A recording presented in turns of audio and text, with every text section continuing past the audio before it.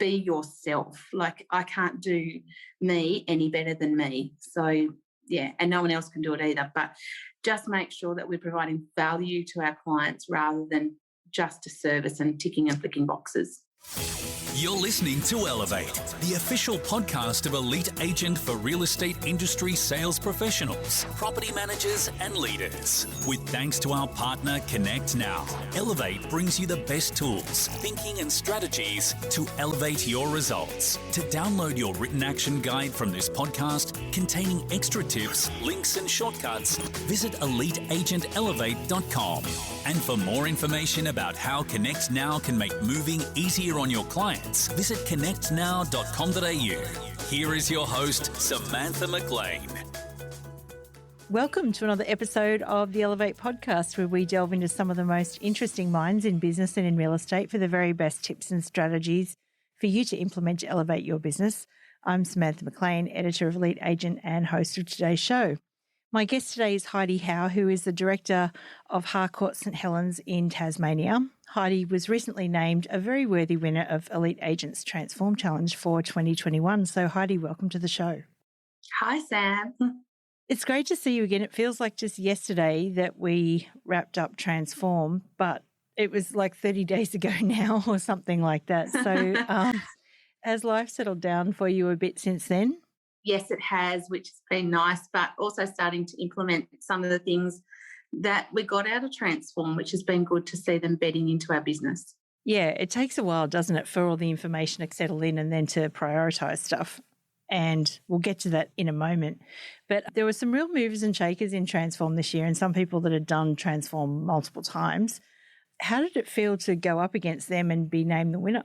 It was awe-inspiring, really, because I was just so proud to be in amongst that same group and certainly didn't expect that I would be, because there were very high achievers in there and people I've admired from afar for quite some time as well, and watched their business ethic and how they conduct themselves. And yeah, it was just a real boon to be in there. I think I said to several people along the way, I'd actually really like all 12 of us to be able to skip along across that finish line together, because we're all winners. Everyone who took part in Transform is a winner, but especially that top 12, we were just so supportive of each other.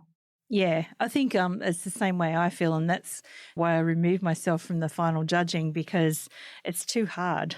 Because I see how hard you all work and it's impossible to actually choose a winner, so I'm glad I give that job to somebody else.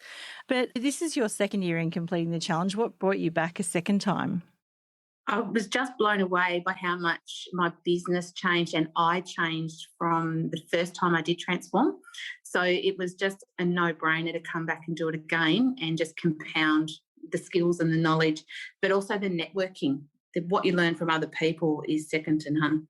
Yeah, they're pretty cool with their sharing and things like that, particularly some of the people who are the OGs, we call them, the guys that have done it multiple times. But did you have a favourite insight or a couple of favourite insights that you could share with everybody that perhaps didn't do Transform that you've really implemented? I've always really resonated with Claudio and the way he pitches to the world. So this year what I really took away from Claudio's session was the value bombs, and to be the hero, go above and connect and be yourself. I can't do me any better than me. So, yeah, and no one else can do it either. But just make sure that we're providing value to our clients rather than just a service and ticking and flicking boxes was a really big one. Yeah, the value bombs were really good. They were something that everybody took a lot away from. So just for the people that didn't do Transform, one of Claudio's favourite things is answering every inquiry with a video. And I remember you being very shy on video at one point, but then you took to that challenge like a duck to water, and you're basically sending videos to everyone now, like after appraisals and all of that sort of thing. What's the response been from your clients? Fantastic. They absolutely love the personal connection of a video. It's also a bit of a novelty at the moment because they're not getting them from anybody else. So it's one way of standing out from the crowd by sending that video message. And they can see me. They can see that I've got a genuine smile on my face and, you know, I really mean what I'm saying. Well, it's interesting, isn't it? And a lot of people get hung up about doing the videos because we wonder what we look like and wonder what people will think of us. What advice would you give to other agents who are hesitating with the video thing? I think, like a lot of other people have said in the past, just do it. Doing something is better than doing nothing. Yeah, absolutely. And so Claudio's value bombs, was there anything else that really stood out for you? Well, probably actually something from Transform the year before. Neil Webster, when he walked away from an appraisal, he left a little something in the letterbox for people as a thank you. We've actually started doing that as an office. We've recently had to ask clients to sign a heap of paperwork with a business changeover. And we just sent a really small packet of seeds out, which would personalise to say thank you from Harcourts, and just the little touches. It doesn't have to be huge. It just has to be something. Another big one, which I think was in Brock Fisher's session, or Will's, I'm sorry if I've got that round the wrong way, was if it's not high value or high joy, you should be getting someone else to do it. That 80-20 rule that you're always talking about, Sam, that really resonated this year, especially. I had more time to take that on board. So that was certainly something that I've implemented from the beginning after going through Transform. I love that advice from Will, because often when it comes to productivity, we're not as productive at doing things that we don't like, and it takes us longer. I know proofreading is mine. So let's talk about the pitch, because it's almost a listing presentation under pressure, which is what gets you to the $5,000. What was your pitch to the judges as to how you would spend the money? So my pitch, we live in a regional area and there's a lot of people moving from outside the state to the east coast of Tasmania. A lot of them are buying sight unseen, so they don't necessarily know the area and what it offers.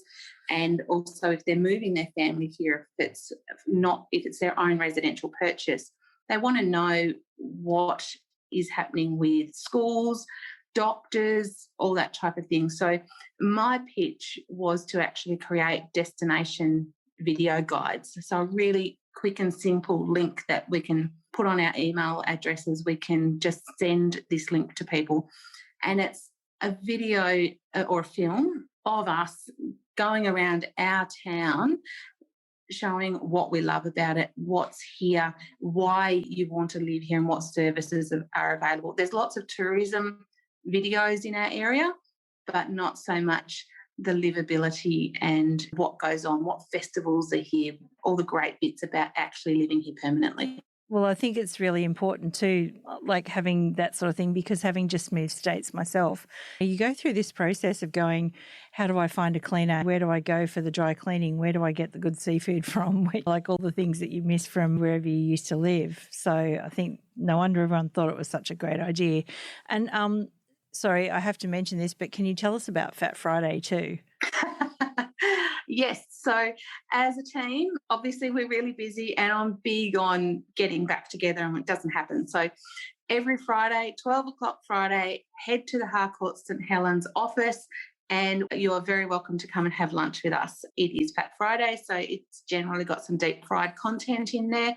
But we buy a few different things, we all share, and we just spend half an hour to an hour together. And it's just fabulous. We love it. So it's not negotiable anymore, and that's by choice. So, yeah. And do you have clients joining you, or is that just purely for the team?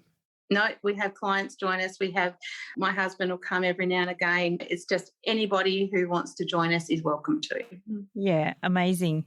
So let's talk a little bit about you and rewind a little bit. Like, how did you end up in real estate in the first place? Did you choose real estate or did real estate choose you? Real estate chose me. It was a big accident. So one of my close friends owned the business at the time and she became quite unwell unexpectedly. I did know that the receptionist was on Daydream Island at the time, which left not very many in the office. So I offered to come in and just answer the phones and take a bit of heat off. And they never got rid of me. I haven't left. You're still there. So I did start in an admin role here and then very quickly progressed into sales. So, yeah. And now you're a business owner as well. Yes. So tell me about that transition, going from being in sales to actually owning the business. What's changed for you? My free time. The biggest transition has been obviously managing a full sales portfolio to then also being able to manage my business. So I've been working to bring other people into my personal sales team, if you like, so that I can have that evolution time, the family time and everything like that, because I still want to service my clients, but I just physically can't do everything myself, and I want to manage a good business as well that's positive and productive. So that's probably been the biggest change for me. Yeah. I think I read somewhere too that you're a bit of a serial property investor yourself. So it's interesting that you've been an agent and you also see the other side. When you're looking at choosing an agent, what are the sort of things that you look for? I'm always looking for someone who will answer my call. When I've been buying and people don't answer me and I'm waiting till the next day or even later for them to respond, I get really frustrated. So that's been one thing for me, is that's how my clients are feeling too. So get back to people. Yeah, it's amazing how many people out there just don't get the simple things right, like just returning a phone call and stuff like that. That's right. Yeah, or sending a video value bomb, even better. Exactly. And you've also got a pretty young family with 2 kids. How are you working at maintaining work-life balance? Because I know you've just gone from sales, which is busy enough, to stepping into being a director. How are you managing the juggle of family life with such a busy business at the moment? I have to say I don't do it very well, but I'm trying. Not negotiables for me. Well, I've compromised with the kids that Tuesday and Thursday I will always pick them up from their bus stops. Monday, Wednesday, Friday I do stay till 5. That's just one simple thing, but it keeps everybody happy. Another is that I have a licensed inspection agent who does my weekend inspections on my behalf, so that I can try and spend as much of the weekend with my family as I can. For you, it's about building the right team around you at the moment so that you can free up a bit of time. Yes, definitely. Yep. What does your average day look like at the moment? How do you organise yourself, like on a regular day? I just saw that grimace then. I'm not a 5 a.m. clubber at all. That's all right. And yeah, I should be. So usually I struggle with one of my kids to get her to school on time every day. So my day literally does start in the office about 9 o'clock. We don't have any phone calls go through to any of us until 10:30 in the morning. We hold all our calls so that we can actually get some solid work done of a morning and get our team meetings and all that type of thing done before there's too much interruption. Then I go through, obviously, with inspections and appraisals through the day. And as I say, try and be back in the office most days by 3 p.m, either to head home to the kids or to get that end of day business thing sorted. Then obviously home. If I haven't finished from the day, I'll usually work later into the night to tidy up everything. And so you did say in the beginning that a lot of the people that you're servicing at the moment are people that are coming in from interstate, like buying things sight unseen. Is that what's still going on in your area of the market? What's happening in St Helens at the moment? Because we're seeing a big influx into all regional areas right now. Yeah, definitely still got a lot of interstate buyers and they are buying sight unseen. Because the restrictions with travel are a little bit eased now, we're finding they're putting the property under offer subject to a personal inspection within 5 to 7 days. But yeah, they're buying flat out, Sam. Yeah.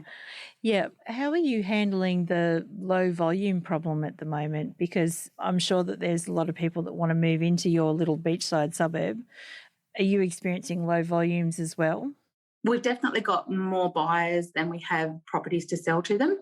So we're purely handling that. I've actually put on someone in my team primarily to deal with buyers so that we can keep in contact with them and keep our database fresh so we know if they're still actively looking.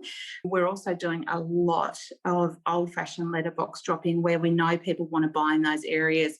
We're putting it out there. We've got buyers who want to buy here as opposed to just general run-of-the-mill, and also keeping very active in the community, out of the office as much as possible. We're going to the kids' sporting events. One big thing for me is I actually go and do my own shopping instead of doing a click and collect or delivery, because the amount of referrals I pick up just from being in the supermarket is insane. So that's one thing we're finding, just really actively being part of the community so that people know to come to us when they do want to sell their property, because we do need their property at the moment. Yeah, actually, that's a strategy I hadn't thought of because I'm all about the click and collect right now, so I don't have to wear a mask in the supermarket. But I guess when it's a smallish sort of town, you would be running into people all the time. Yes. And if they've seen one of your video value bombs, they probably recognise you like you're a rock star or something. That's funny, Sam. No. Remember, only rock stars get away with wearing sunglasses on video. So what are your plans for your business in the future?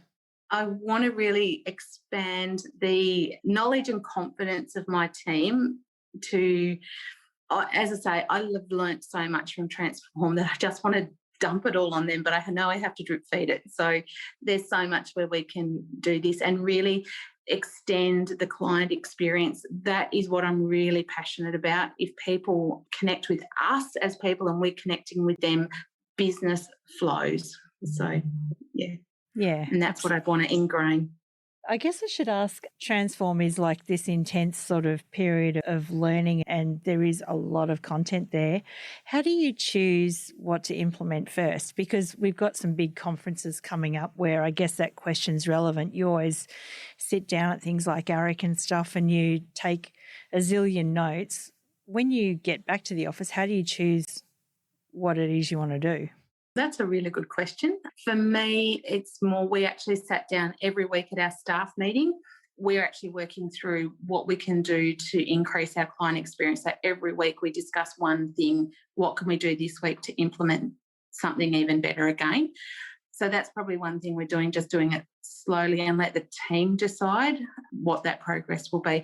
Obviously, things with social media, I work with my marketing people on that separately. But as a team, yes, it's just moving forward with the experience side of things together.